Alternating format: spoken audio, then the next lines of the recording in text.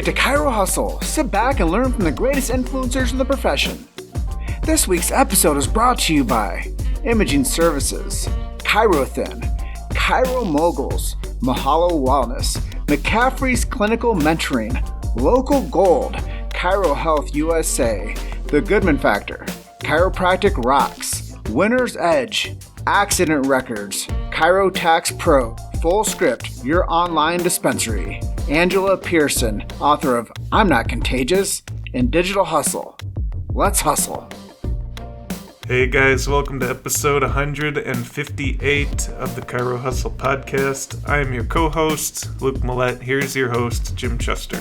So today we had the opportunity of interviewing Dr. Bethany Buryta, and if you want to know more about House Call Chiropractic, stay tuned. All right, we're live here. Chiro Hustle episode 158. We have Dr. Bethany Buryta here with us. You're coming in from Rochester, New York. Is that the city? Yep, Rochester, the Rock. Yep. Cool, and we're coming in from Grand Junction, Colorado today. This is one of the episodes that we are really looking forward to because we reached out to Bethany through Instagram. We noticed that she was doing a really good job of marketing on that platform, and we thought that this would be a good opportunity to feature some people that are actually out there using social media to their in their strategies to grow their practice and to market and brand on popular trend. And I think that you've done a really good job of branding yourself on there. So we just want to welcome you on to the show and continue on with the conversation, if that's okay.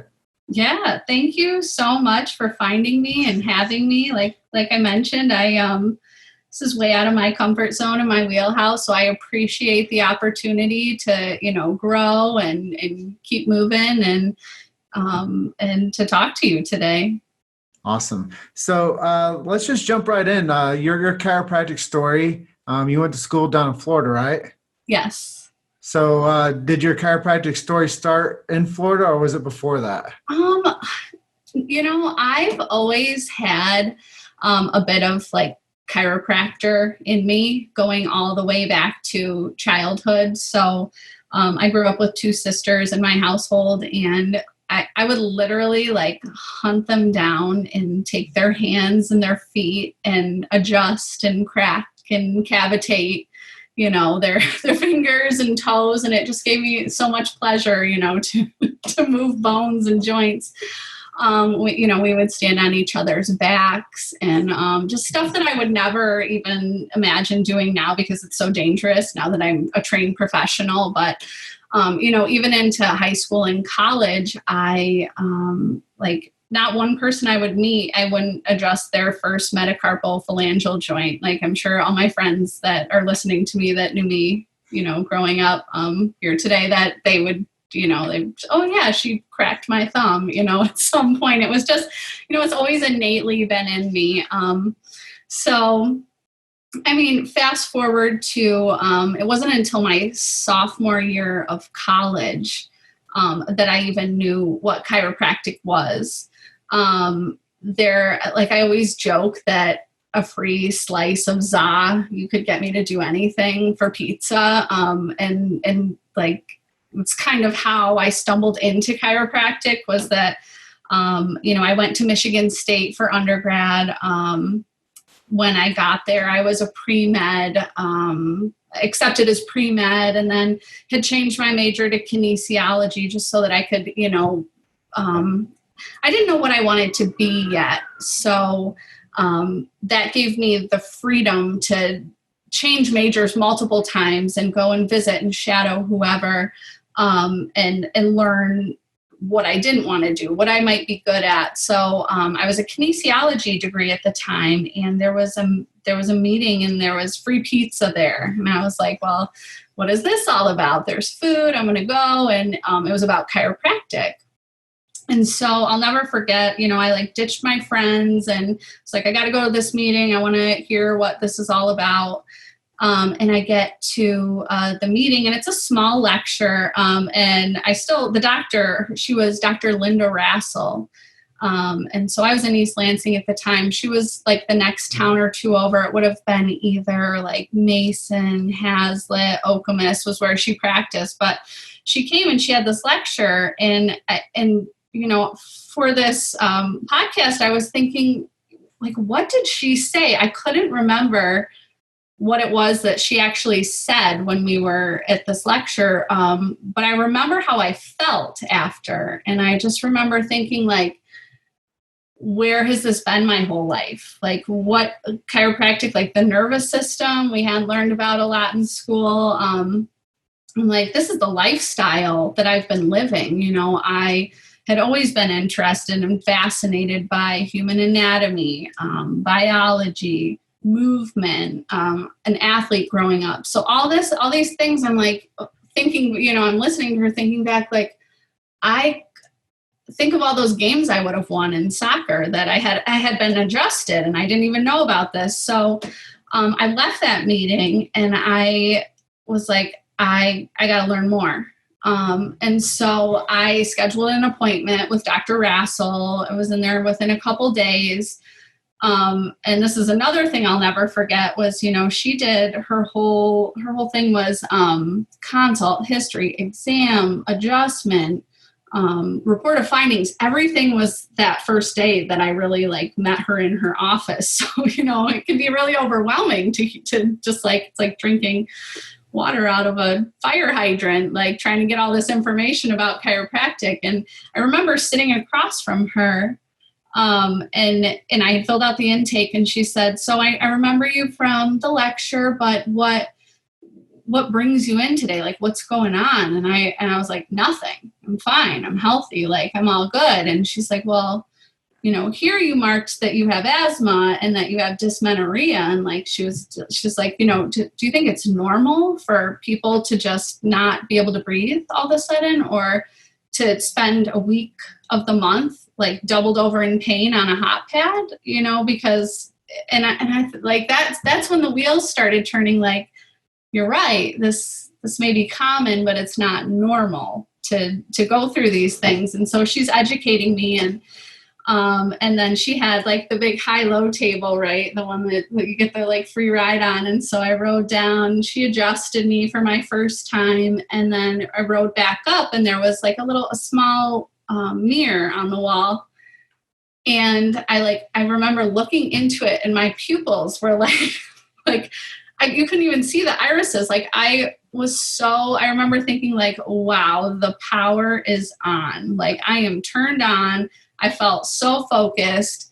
And then, you know, from that point on, I had this routine in college where, you know, I'd get up before everyone. I've always been a morning bird. So I get up before everyone else. I get to the gym. I work out, be like, oh, maybe that shoulder wasn't working right. This hip, you know, I make the first visit on the chiropractor schedule Monday, Wednesday, Friday. And I get there and I'd be like, oh, this wasn't working right. Like fix this. And then I drive straight to the library. And I remember studying, and I love studying, such a nerd. Like, and I would sit there and I'd be like, so everything was so clear. Like I could understand the info. My neck didn't hurt looking over at the books and the laptop. And I just remember thinking like, I am ahead of all my peers. Like they don't have the secret chiropractic that like, I'm going to get the 4-point and they're going to, you know, be in the dust, because I just felt so good. And I mean, that was probably the healthiest. I was getting adjusted 3 times a week. That, you know, my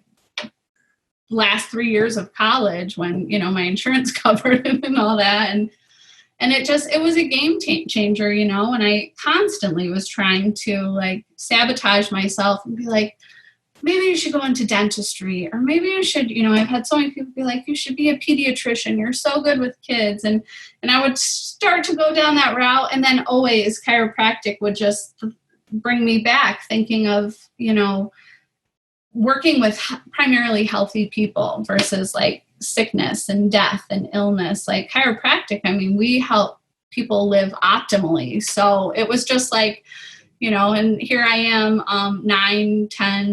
15 years from that experience, but, you know, almost 10 years in practice now, and still you see miracles, you know, so it's incredible to, you know, be in this world. And and be a chiropractor. It's a nice story. I think a lot of people that are watching or listening, they're going to be able to draw some, semblance from that, because I think a lot of times people become chiropractors because they want to help people, and they want to figure out a way that they can do that and have a good career around doing that. I think it's really cool to hear your story. Let me ask you a question. It's not on the scripting of questions, but how did you decide where you were going to go to school? So like I said, I grew up about an hour and a half away from NYCC, and I had visited there, and it was in it's the dead of winter, and there's nothing there, and I knew that growing up, and I was like, I don't know. And I kind of, with my parents, I did the tour de East Coast. So we hit, NYCC where we lived, and then we drove down to Sherman, and I got there, and I remember thinking they were only teaching C1 at the time. And I was like, there's 24 movable segments in the spine. I want to learn it all. I need to know everything. It was just too condensed for me. So we kept driving, we got to Life. Nothing wrong with Life. Once we hit Florida, and Palmer, I have to say, what was what was the deciding factor was that Palmer Chiropractic of College did, at the time, I don't think they do this anymore, clinic abroad trips. So I had done 2 study abroads in undergrad at MSU, and I love to travel, and I knew I wanted that to be part of my experience. So ultimately I chose Palmer because I knew the time I thought I was going to go to Madagascar. They had the Madagascar trip I had my heart set on, but I ended up eventually went to Vietnam. So it was, the Fountainhead, and I had a lot of family in Florida at the time. My cousin, my aunt, my sister, and then even extended farther down. And so that was just kind of when I went there, they wined and dined me, and it was I'm not going anywhere other than these blue skies and palm trees and beach, So that's kind of, it was a lot of different things that factored in, but the nice weather, the family, and the clinic abroad were big factors. So do you have any favorite motivational quotes or mantras that keep you fired up every day?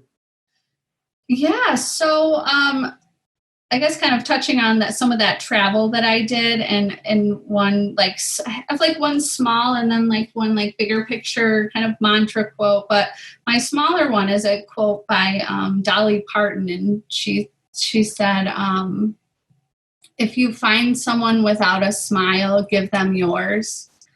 And it's just something that's so easy to do, to just put out positivity in the world, is a smile. And, when we were in Vietnam, and there's the language barrier and everything that could possibly go against you and another person, communicating. And all I had to do was smile, throw a smile. That is a universal language. So that's something that just in general, if going back to my laurels, it's just give someone a smile. It's super easy. But I think on longer term, so for this is 1 year about that I've been out of practice. So it'll be in June. I'll be celebrating 1 year in private practice. But up until then, I had been an associate, and for 7 or 8 years, and I've always been a hard worker, a hustler. I'm sure that's why I was invited on this podcast.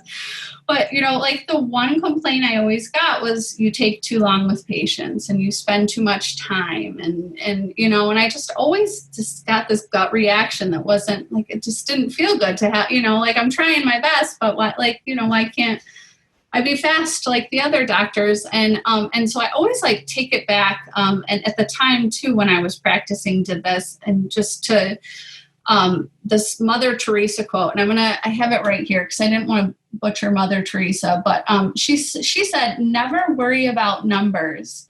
Help one person at a time, and always start with the person nearest you.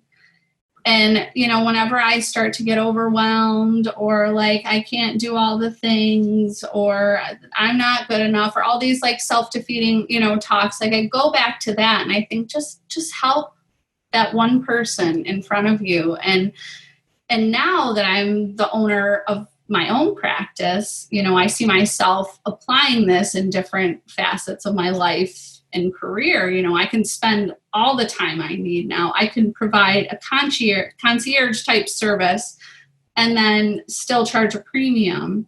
But I'm still like, I win, my patients win. And it's all because of going back to just helping that one person, and I've seen my practice grow by just, I help one mom.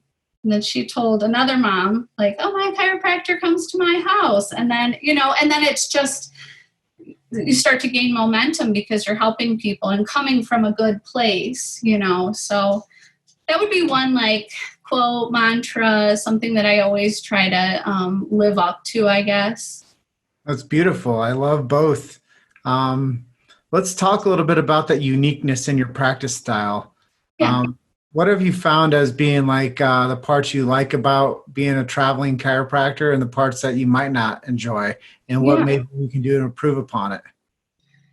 Yeah. So one of the things I love about being mobile and being my own boss in this way is that I mentioned to you when we hopped on here, my husband's an emergency medicine physician. And so his schedule, we've been together 15 years, so it's through med school, residency. He's an attending physician now. And throughout that whole time, it's been, he works nights, weekends, holidays. It's just very, and then every month is different. It's never been like, I can just say I'm a Monday, Wednesday, Friday kind of gal.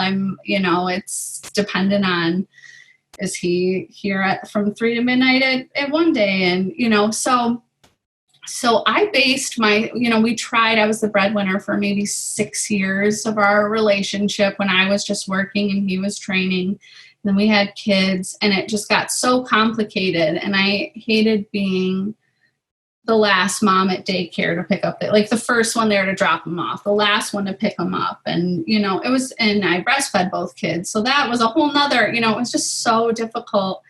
And so now that I make my own schedule. I'm by appointment only, by referral pretty much only. I am able to work my schedule around his, and I'm still working, maybe 10 hours a week seeing patients when before all of this, and then another 10 doing the social media marketing and the behind the scenes and the communication and all that. So one thing I've really loved is the flexibility in my lifestyle to still continue to be there for my kids. Like I'm volunteering in their classrooms. I'm there for the dance recital. Like I'm there when they get home from school. And so I have just really been grateful that with this model versus like being an associate when the hottest hours to go see a chiropractor is like that 5, 6, 7 o'clock time frame when I want to be home with my kids and my family enjoying dinner and talking about our day. So that's been one of the things I've loved about being mobile is that I feel so flexible. And even to a bigger extent, I've been licensed in 3 states. So, who's not to say that, once I get busy enough here, I could franchise back in Michigan or spread my wings out all the way to Illinois.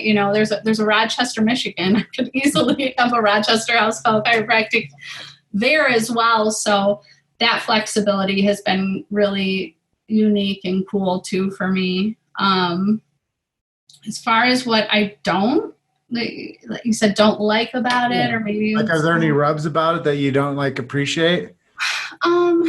One thing that that kind of hangs on my shoulder, like in the back of my head, that hasn't been a concern just yet, but I do worry about safety sometimes. The way I designed my practice, it's really by referral only. If I have someone that I don't know, they found me from social media, so I can go online and stalk them and, make sure that it's not going to be an unsafe situation for me to go into if it was someone I didn't know. But, then I've had people call that were total strangers, and I thought, I can help them. Their address is close by, but then it's just where you draw the line, and another thing too is insurance. I had been credentialed with insurance companies in Michigan and Illinois when I practiced. And I knew here when I moved, I was like, I do not want to deal with this headache. I will pay at the time of service. I can provide a super bill. There's options. But sometimes I don't I use my insurance and I want to make things easy for my patients, but it is, it's difficult. It's different ball game to play. Like every year it changes, every state I've moved, it's different. So that's one thing I just hate in general about chiropractic and healthcare is insurance, because they don't want to pay for anything really to get you better. And it's frustrating. You made it to Chiro Hustle. Sit back and learn from the greatest influencers in the profession. This week's episode is brought to you by Imaging Services, ChiroThin, Chiro Moguls, Mahalo Wellness, McCaffrey's Clinical Mentoring, Local Gold, Chiro Health USA, The Goodman Factor, Chiropractic Rocks, Winner's Edge, Accident Records, Chiro Tax Pro, Full Script, your online dispensary, Angela Pearson, author of I'm Not Contagious, and Digital Hustle. Let's hustle. Yeah, I can definitely see where, the insurance game is a huge snag when it comes to being in the position that you're in, especially because, you want to provide a concierge service to people and you don't want to ever, have to have a third party tell you you're not valuable enough. Yeah. And I think that's a hard place to be for a practitioner to say, yeah, I went to school for how long? Okay, yeah, I did go to school that long. These are my fees. Whether you agree with them or not, just reimburse them because I've produced the value for my patient as to what my standard of billing is. So yeah, it'd be nice if you just go ahead and release that money for me. Cool? Great. Only work that way. But then it just whittles down the practitioner to spend time doing stuff that isn't practicing chiropractic. It puts them into a business hat that they have to go chase money around now in order to make a living. And I think that's been one of the hardest things for most chiropractors is accepting the insurance game inside of a model where it's not an even playing field for reimbursement. Right. And I think that's been a huge problem for a lot of chiropractors, whether they've been practicing for 30 years or whether they've been practicing for 1 year. They have to decide on how to navigate those treacherous seas of the insurance industry. Yeah. And a lot of times what we'll say, is insurance doesn't want people to be healthy. They want to pay to, do catastrophic care or, some emergency care. They'll be really good for that. That's what we've always noticed. And especially the America, we found that, here people will, they will reimburse for emergencies and they'll reimburse for like high trauma stuff, but to keep people healthy, good luck. Right. You got it. Yeah, we understand it pretty well too. Yeah. So as we, journey into this, I know that being a chiropractor, obviously you're like, well, I'm making a difference. Now, what would it do to like where we're at maybe today? I mean, we don't even have to really discuss like where we're at as like a culture right now with the healthcare industry. But what would it be like if people just went ahead and got checked by a chiropractor? What would it do for people in general?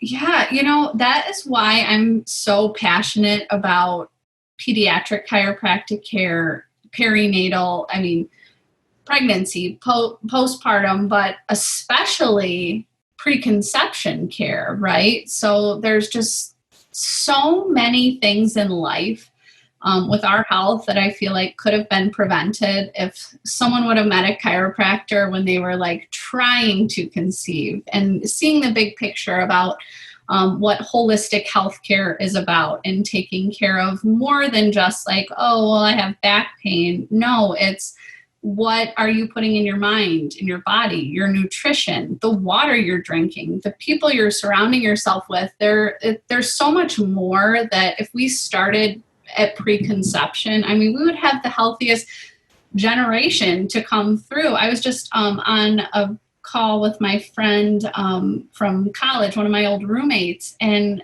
he said something like, we're living longer now. And I was like, no, I think the year my son was born, so 2013 was one of the first years in history that the next generation had a shorter life expectancy than us, and it's crazy. And so I feel like if chiropractic was exposed to people from the jump, I mean, lives would be changed, just everything. So, and then don't even get me started on the opioid epidemic, because, we could go hours on that, but starting life the healthiest possible and in good alignment with 100% nervous system communication is so important. Like, I don't know how people would thrive without that. Well, on top of what you said, and we could go on all day about it, but, the same people that brought us the opiate epidemic are the same people that are bringing us the vaccine epidemic. Yeah. So, they wear the same hat. And that's just the thing about chiropractic is what I've come to learn is it's not against anything that anybody else chooses. It stays in its lane. And it knows that anybody that's going to see a chiropractor is going to thrive with vitality and better quality of life. Mm-hmm. I always tell people this. I've never recommended a chiropractor to anybody that's life got worse. Well, people's lives only improve when they go see a chiropractor. And I think that that's what we have to start impressing upon the culture is, hey, chiropractic isn't for anything except for quality of life and better status in your own body. And I think that those are things that people will stand behind because, everybody wants a better quality of life. Heck yeah. Everybody wants to feel better, like you were saying. When you were getting adjusted, it was like your secret, your secret armor. Like, you're like, yeah, I'm studying all day long and I feel great. Yeah, because you were living the chiropractic lifestyle. Totally. And when we influence people into that, it's not saying, hey, we want to take your money from you, or hey, we want to give you something else to do that, isn't great or good for you. No, we want to care about you, the individual, and provide you a service that we know works and it gets people's lives on a whole different level, whether it's health or healing, or whether, like you said, it's the mental stability, it's the touch. There's healing hands. Chiropractic is healing hands. It's a touch. And that's the thing that makes chiropractic different from any other medical profession out there. It's just because chiropractic is healing hands and it's transference of like real energy to people. And it's examining, like you said, with Dr. Rassel, you got a proper report of findings. You got a proper exam. You got a proper, intake. You knew what was going on. And even though it might have been above your head, you felt like the time, like you said, one of your most quality things is giving time to people. So when you're exchanging your time for people and you're actually putting care into people, now you're not practicing medicine at all. You're getting chiropractic care to people. And that's something that's really beautiful. And I think that that's what makes you value your time with your practice member or patient even more, is because you know that what you're conveying to them is not just education, it's lifestyle. Yeah, totally. Yeah. So I enjoy this process as much as I'm sure you do, sharing, some of the things that you've figured out for yourself as a professional. Yeah. Time is valuable, right? Oh yeah. And giving it to people that we care about, that's an intrinsic value. Yeah, I feel rewarded at the end of the day. I mean, I had a telehealth call the other day and it made me feel full inside, because I was like, okay, this guy had said, my old school chiropractor, he hurt his low back and said, just to rest. That's not what we're learning now, you need to move. And I could, through the screen, give him some advice and some helpful tips and things that, the end of the day, I laid my head on my pillow and I thought I made a difference. It was that one person, it took 20 minutes of my time, but, that hopefully they're better off and their back is better off and their whole, they're able to move because they were, doing the beach body and trying to get better, trying to be better. And, someone tells you to just lay up and wait it out for quarantine. What are you going to do? So, it's fulfilling and rewarding to to help people. I mean, I didn't say that. And I guess like what got me into just healthcare in general was like, I want to help people. So, chiropractic is such a great means to do that. It's natural. It's inexpensive. It's complicated sometimes to explain. But I mean, it's like you said, you've never had anyone that you've referred to a chiropractor and they've come back with a worse quality of life. Like it's virtually impossible. Yeah. And here's some sheer numbers for you, just for like the effect of it all. Something you might not know about what I've done as a professional is I did professional marketing for chiropractors and went out and got new patients for them. Well, there was a zone of 2.5 years where I did 600 marketing events and scheduled in 3,000 new patients. Wow. So during that campaign of me being like a promoter and a scheduler for chiropractic offices, I learned a lot about the culture of people. And everybody just wants to feel better. Yeah. And most people just don't know where to go or who to trust. So they'll trust big box medicine, evil empire, because they don't know that the chiropractor that has the cousins, brothers, uncles, this person got hurt, or they, went into this person and, they did it this way and it wasn't good. Like those old wives' tales still exist. Yeah. Until you go out there toe to toe with society, you don't realize that everybody just wants a solution. Everybody just wants to feel better. Yeah. Like, nobody wants to take one more thing. So when you find people out there that are in the open market that say, yeah, I've never tried chiropractic, and that you get somebody in, and like that saying, like people's lives improve. And it's been such a joy for me to have that much influence over people's lives to say, yeah, I drove 3,000 new people into chiropractic in 2.5 years, and 70% of those people showed up to their first visit. I don't know what the conversion rates are, but when you get that much opportunity to change people's lives, that was it was fun for me, because really it's practicing everything that you stand for. Yeah. That's awesome that you do that. That's hard work. I mean, I've done those in like screenings and stuff, and it's, time, energy, all that. So Passion. yeah.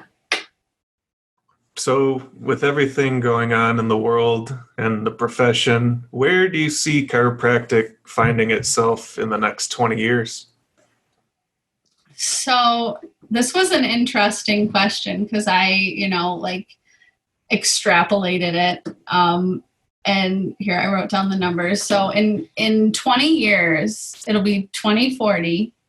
I will be 54 and almost 30 years in practice. So I was like, could not even wrap my head around where my life would be then. And I'm such a goal setter too. So this is just like very humbling and interesting for me. I feel like everything with COVID and, being stuck at home and, just ironically having a home care house call type practice model, I feel like this is like the catalyst right now of where healthcare, whether it's allopathic, complementary, alternative, like how it's delivered is going to change in some way. And I don't hope that I look back, 20 years from now and I'm like, wow, maybe I was accurate, but I have no idea. I don't know where it's going to be, but I think that it's going to be somewhere in the more virtual realm. I think people are probably enjoying being home and having services delivered to them. People want convenience. They want things now delivered to your door. Amazon is big like that. That is what house calling and home care chiropractic is to me. And I really do feel that a lot of even chiropractors on our end are seeing that like this is providing value to patients to be able to provide in-home treatments, on-site treatments to go to our patients. I mean, it's nothing new, but I think that it might revolutionize the way that people receive care. Yeah, I think I have a lot of thoughts on it. It's too much, not enough. I think that it's going to be different. And I'm hoping that people are going to start being more interested in like the salutogenic type model of healthcare, where we're looking for health and wellness and trying to seek out things that keep us well versus taking care of illness and disease and putting the Band-Aid and the drugs on top of things to placate it. I think that, people will be more wellness focused. And I think that, even just our dog got a tick the other day, and I went to call up the vet, and our vet wasn't open. And the only place open was like a house call veterinarian. And I'm just like, they've got like house call dog practors, and it's just crazy because our accountant comes and does our taxes here at our house. Like everything is, it's not an office setting, you can save on overhead and go to people, just hit the pavement, and it's still helpful. I've definitely found in my practice too that being able to go into people's personal spaces, you can see their workspace, their sleeping space, where they sit. Like you wonder why your back hurts because you're like falling down into this couch and turning this way for the last 3 hours of your evening, so you can see ergonomics and check different things that you couldn't in an office setting. So it's been interesting to see, just people getting better results faster with less treatments. They get an hour worth of care when I come to see them, and it's just different. So I would hope that in 20 years it would be more like the practice that I designed for 2020. But we'll see. It'd be interesting to see what happens. So what are some of your favorite marketing strategies, and how do you use social media to your advantage? So marketing, I definitely so I've got the two hands, right? Like the chiropractic healer hand, and then like the marketing business person hand. And like, pretty much it's like chiropractic hand only for me. I've had to do a lot of, I read a lot. I listen to webinars and podcasts like constantly to learn that business end of everything. And for marketing, honestly, my biggest way would be Instagram is my biggest marketer. And I say that because I enjoy it. It's like an artistic outlet for me. I've been using Instagram since I had my son, so over 7 years. So it's fun for me to get on there and create content and make things that are educational and hopefully that people can view as a trusted source, because I try to really keep it, Mayo Clinic and Healthline and reputable sources and research. So that's my big one. I recently started a blog too, and I don't know really, it's difficult to gauge, what, do people really like this? Are they interested? But I've enjoyed putting together content and writing and just having my little space on the internet that people come and get some good info, hopefully. I know there's been I've had a lot of offers to do things like go to the mall and set up a table, or health talks I've done in the past, or paid ads. And I just, I think about this would help me grow, but really, and then I just, in my heart of hearts, it's not me. So I just haven't really gone through it. When I was working an associate, I did that all the time, set up at a table at whatever vitamin store and talk to people. And, it's easier for me to be authentic and one-on-one and make relationships, even on Instagram, just like, hey, love what you're doing. We should collab. And that has just that little phrase has opened so many doors for me. And so, yeah, marketing, Instagram's probably my biggest one, but I really don't have any stats or anything that can back that up or give you, it's just been something that I've really liked doing, and it's worked for me. That's cool. Yeah, I think a lot of times people don't really know what they're supposed to be doing with marketing. There's a lot of confusion as to what works, what doesn't work. That's why finding somebody that has good experience doing so, like talking to people like you that are doing impact with Instagram, it gives other people a motivation to say, you know what, maybe I should pay attention to that. Maybe I should go check out Dr. Bethany's page and learn from her, see how she's posting, and see why Chiro Hustle would reach out to her and ask her to do an interview. Because obviously the content that you're putting out and the associations that you're doing, like, hey, let's collab, it's serving you well. And when you're doing things that you enjoy doing, it doesn't seem like work. Right. So that's the cool thing about what you figured out, is the way that you interact on that platform doesn't seem like work to you. It just seems like what comes natural to you to build a business. Totally. So that's cool. Yeah. So what kind of things do you like to read, listen to, and what are some of your hobbies? Read, listen to, and hobbies. So I pretty much always have some podcast or webinar going. Aside from you guys, I'll pick two of my favorites. So there is one called the Beaumont House Call podcast. And I don't know that it really has anything to do with like house calls, but Beaumont was the hospital system that my husband worked for before we moved. And they just put out a ton of really good like health content. So they had talked about, I thought I wrote it down somewhere. It was like anxiety, exercise. They had a COVID, they have everything in my wheelhouse has been, like learning from them has been interesting because it's all doctors that are on there and within the health system. So I haven't heard one chiropractor yet, but they've got a lot of really good info. This morning I was listening to Aligned Women podcast with Danielle Eaton, and she just had like three hours worth of content that like my mind was blown. So I would like highly recommend checking that out. It's all new, relevant, and it's kind of like what people aren't talking about right now. As far as what I read, books, like right now it's a lot of personal, professional type development. So the biggest one I read last year was Profit First, and I have like keep going back to that and rereading it and implementing it because I use that for all my accounting and banking, and it's really made sense to me because I'm not a numbers person, but it's helped me in my business keep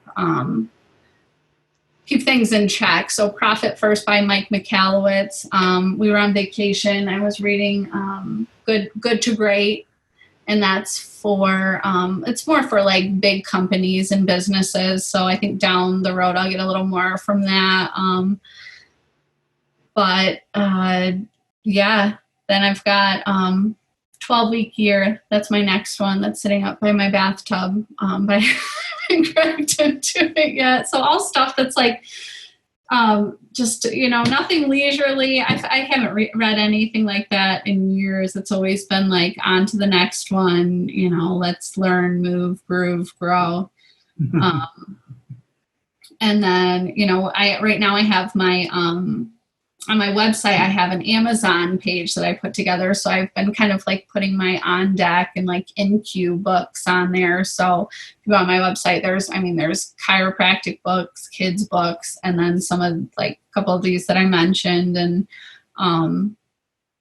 so many more. I don't have time. I've got 2 kids and trying to run this business, and it's just been, I'm lucky if I get 5 minutes to myself to read.